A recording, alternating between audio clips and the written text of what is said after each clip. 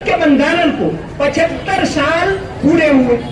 बंधारण के बारे में कुछ ऐसी बातें जो अब तक हम शायद हम में से बहुत सारे लोग नहीं जानते, ऐसी बातें आज हम पेश करने जा रहे हैं। भारत का बंधारण अमल में आया 26 जनवरी 1950।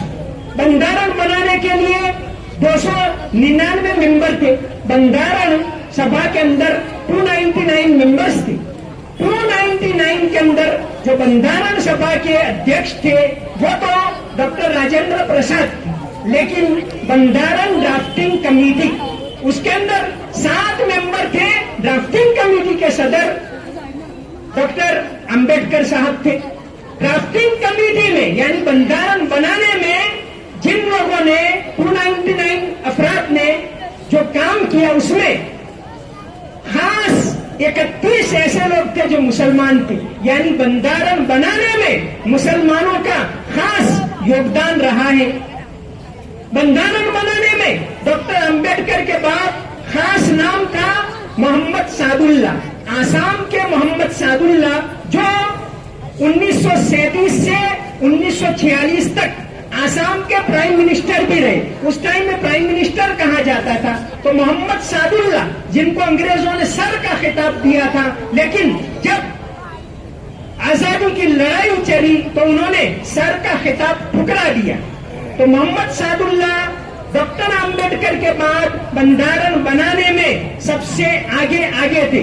यहां तक कि जब 21 नवंबर 1949 बंधारण तो अमल में आया 26 जनवरी 1950 को, लेकिन उसको मंजूर किया 26 नवंबर 1949 को, 26 नवंबर की याद में। तो जब उस दिन हम बंधारण दिन मनाते, उससे पहले जो फाइनल मीटिंग हुई और बंधारण ड्राफ्टिंग कमेटी 7 लोगों की थी, उन्होंने जब बंधारण सभा को यह बंधारण सौंपा 21 नवंबर 1949 के दिन, तो उस वक्त फाइनल स्पीच दी थी मोहम्मद सादुल्ला ने। डॉक्टर अंबेडकर ने नहीं, बल्कि फाइनल स्पीच दी थी मोहम्मद सादुल्ला ने। इसी तरह बंधारण बनाने में बंधारण का पूरा proofreading justice Nazeeruddin Ahmed, जो बंधारण कमेटी के 31 मुस्लिम मेंबर्स थे, उसमें जस्टिस नजीरुद्दीन अहमद थे बंगाल के। बंधारण के अंदर जो लैंग्वेज की गलतियां, कहाँ फुल स्टॉप होना चाहिए, कहाँ सेमीकोलन होना चाहिए, यह सारा प्रूफ रीडिंग का काम किया था नजीरुद्दीन अहमद ने, जो बंगाल के थे। इसी तरह बंधारण के अंदर अंग्रेजी भाषा उसको जारी रखने के लिए कि अंग्रेजी जबान मुल्क के अंदर अभी जारी रहे, यह पेश किया था नजीरुद्दीन अहमद ने।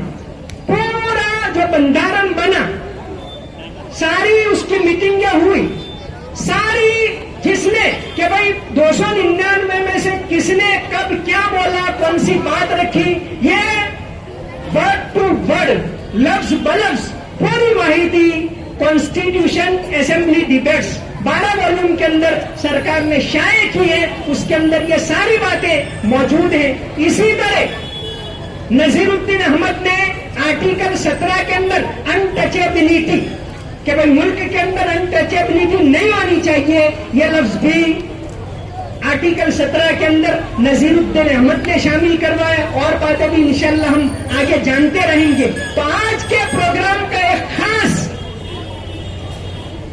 बंधारण